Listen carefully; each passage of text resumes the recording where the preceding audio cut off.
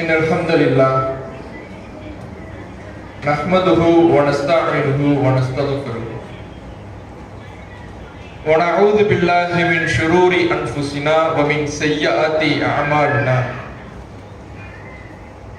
من يهده الله فلا مضل له ومن يضلل فلا هادي له وأشهد أن لا إله إلا الله وحده لا شريك له وأشهد أن محمدا عبده ورسوله أما بعد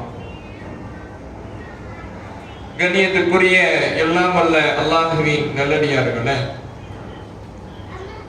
தமிழ்நாடு தௌஹீத் ஜமாத் திருவள்ளூர் மேற்கு மாவட்டத்தின் சார்பாக ஏற்பாடு செய்யப்பட்டிருக்கிற பெண் தாயிக்களின் ஒருங்கிணைப்பு நிகழ்ச்சியில் நாம் எல்லாம் ஒன்று குழுமி இருக்கிறோம்.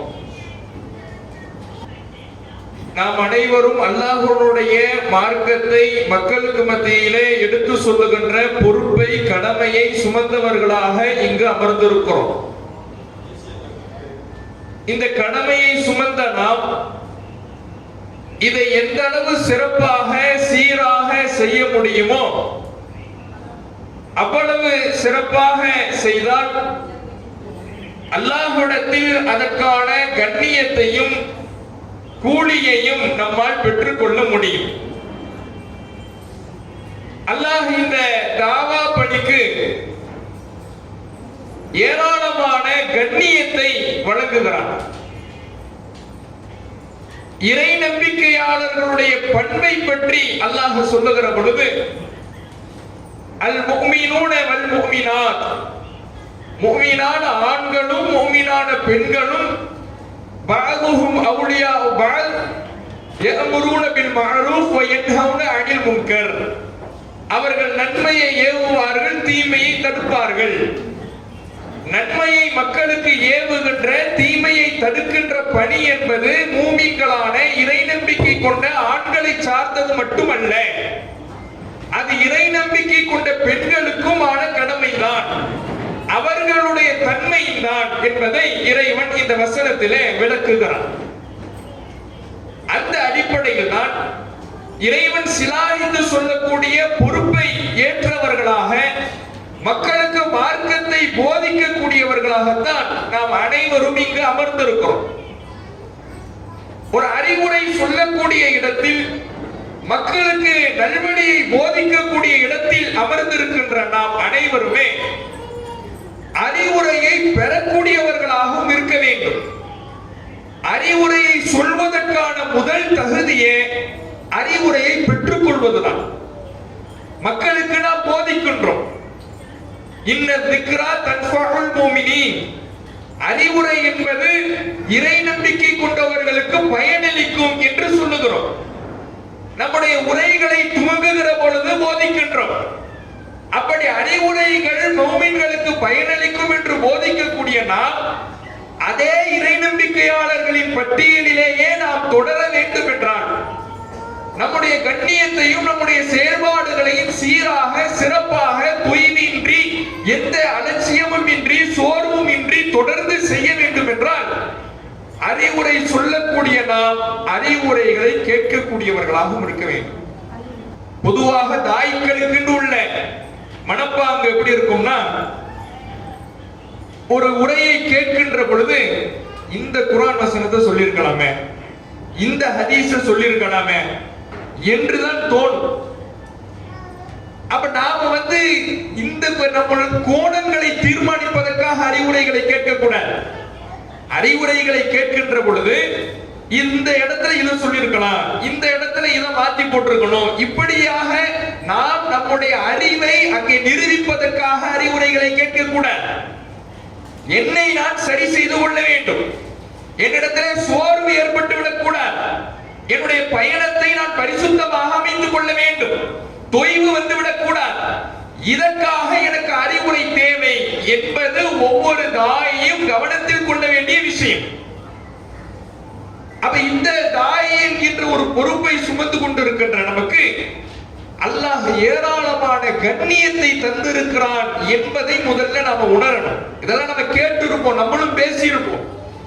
ஆனா நம்ம அதை திரும்ப திரும்ப அசை போடுகிற பொழுதுதான் நம்மிடத்துல அந்த நம்முடைய செயல்பாடுகள் சீராக இருக்கும். அல்லாஹ் குர்ஆனிலே சொல்லுகிறான், குன்தும் கைர உம்மா, நீங்கள் தான் சிறந்த சமுதாயம். எப்படி சிறந்த சமுதாயம்? உஹ்ரிஜத் லின்னாஸ், ஒட்டுமொத்த மனித இனத்திலேயும் நீங்கள் தான் தேர்ந்தெடுக்கப்பட்ட சிறந்த சமுதாயம். எத்தனையோ மக்கள் இந்த உலகத்தில் வாழ்ந்து மரணித்திருக்கிறார்கள். இறைவனால் அழிக்கப்பட்ட சமுதாயங்கள் கூட இருந்திருக்கிறது. அப்படி எத்தனை சமுதாயம் இந்த உலகத்திலே தோன்றியதோ மறைந்ததோ எல்லோரையும் விட நீங்கள் தான் சிறந்த சமுதாயம். முகமது நபியுடைய சமுதாயமான நம்மை பார்த்து அல்லாஹ் பேசுகிறான். ஏன் இந்த சிறப்பு? யோசிச்சு பாருங்க. நம்ம அறிவை வச்சு நமக்கு ஒரு சிந்தனை இருக்குல்ல, நமக்கு அறிவு இருக்குதுல்ல, இதை வைத்து அல்லாஹ் சொல்லக்கூடிய வரலாறுகளை நாம் புரட்டி பார்க்கிற பொழுது அந்த வரலாற்றில் இடம்பெற்ற சமுதாயங்கள் நம்மை விட சிறந்தவர்களாக நமக்கு தோன்றுவார்கள். நம்ம அறிவுக்கு அப்படிதான் படும். இன்றைக்கு நம்முடைய சராசரி வாழ்நாள் காலம் என்பது 60-70 இருக்கிறது. 60-70 ஆண்டுகள் சராசரி வாழ்நாள் காலத்தை பெற்றிருக்கிற நாம் இன்றைக்கு வாழ்ந்து கொண்டிருக்கிறோம் மிக சொற்பமான, மிக குறைவான வாழ்நாள் காலம். நூஹ் நபி எவ்வளவு காலம் வாழ்ந்தாரு? 950. 1000க்கு 50 வருஷம் கம்மி. 950 ஆண்டுகள் வாழ்ந்த அவர்கள் சிறந்தவர்களா? அவர்கள் நல்ல வாழ்நாளை பெற்றவர்களா? நாம பெற்றவர்களா? அவங்க தான். எவ்வளவு காலம் வாழ்ந்திருப்பாங்க, எவ்வளவு இந்த உலகத்திலே எவ்வளவு சந்தோஷமாக இருந்திருப்பார்கள், இன்பங்களை அனுபவித்திருப்பார்கள். நாம ரொம்ப சொற்பமா வெறும் 60 வருஷம் வாழ்றோமே. நம்ம அறிவை வச்சு சிந்திச்சோன்னு வைங்களேன், அவங்க தான் சிறந்தவங்க நமக்கு தோணும். அதே மாதிரி இன்னும் சில சமுதாயத்தை பற்றி அல்லாஹ் பேசுகிறார். மலைகளை குடைவார்கள், தங்கள் கைகளாலேயே மலைகளை குடைவார்கள். மலை பாறை இருக்குதுல்ல, அதை கைகளாலேயே குடைந்து விடுவார்கள் என்று சில சமுதாயத்தை பற்றி அல்லாஹ் பேசுகிறான். இன்றைக்கு நமக்கு செவத்துல ஆணி அடிக்கிறதுக்கு கூட சுத்தியில வச்சுக்கிட்டு அடிச்சுக்கிட்டு இருந்த காலம்லாம் போய் இன்னைக்கு ட்ரில் மிஷின் வந்துருச்சு. அதுவே சிரமமா இருக்கு. சுத்தியில வச்சு அடிக்கிறது இன்னைக்கு சிரமமா போயிடுச்சு. என்ன கையெல்லாம் வலிக்குது. ட்ரில் மிஷின் எடுத்தோமா சர்ன்னு ஒரு வாட்டை முடிஞ்சு வேலை. மிஷினுடைய துணை இல்லாம இன்னைக்கு நம்மளால வாழவே முடியாதுங்கிற பலவீனமான நிலைக்கு வந்துட்டோம். ஒரு தெரு முனைக்கு போறதா இருந்தா கூட நடக்கிறதுக்கு நமக்கு இன்னைக்கு சோம்பரதாயிடுச்சு. இங்க இருந்து ஒரு தெரு முனைக்கு அந்த முனைக்கு போகணும், நடக்கிறதுக்கு யோசிக்கணும், பைக் வேணும். அப்ப எந்த ஒரு செயலை செய்வதாக இருந்தாலும் மிஷினுடைய துணையை நாடுகிற பலவீனத்திலேயும் பலவீனப்பட்ட சமுதாயமாக நாம் இருக்கிறோம்.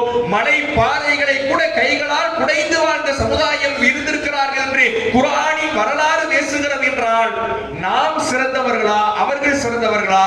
நம் அறிவு சொல்லும் உடல் வலிமையிலே ஆற்றலை பெற்ற அவர்கள் தான் சிறந்தவர்கள் என்று. ஆனா அல்லாஹ் இந்த எல்லா சமுதாயத்தை விடவும் நம்மை பார்த்து சொல்றான், நீங்கள் 60 ஆண்டுகள் வாழ்ந்தாலும் அவர்கள் 1000 ஆண்டுகள் வாழ்ந்தாலும் அவர்களை விட நீங்கள் தான் சிறந்தவர்கள். நீங்கள் உடலளவிலே நலிவடைந்திருந்தாலும் மலைகளை குடைபவர்களாக அவர்கள் இருந்தாலும் அவர்களை விட நீங்கள் தான் சிறந்த சமுதாயம். ஏன்? தஅமுருன பில் மஅரூஃப் வ தன்ஹவுன அனில் முன்கர். நீங்க நன்மையை ஏவுறீங்க, தீமையை தடுக்கிறீங்க. அல்லாஹ் கொடுக்கக்கூடிய சிறந்த சமுதாயம் என்கின்ற சர்டிபிகேட் எப்ப நமக்கு கிடைக்கும்னா இந்த பணி நம்முடைய வாழ்க்கையில் இருக்கணும். மக்களுக்கு நல்லதை ஏவுகின்ற, தீமையை தடுக்கின்ற செயல்பாடு நம்மிடத்தில் இருக்க வேண்டும். அந்த செயல்பாடு இருந்தால்தான் நாம் அல்லாஹ்விடத்திலே சிறந்த சமுதாயமாக இருக்க முடியும்.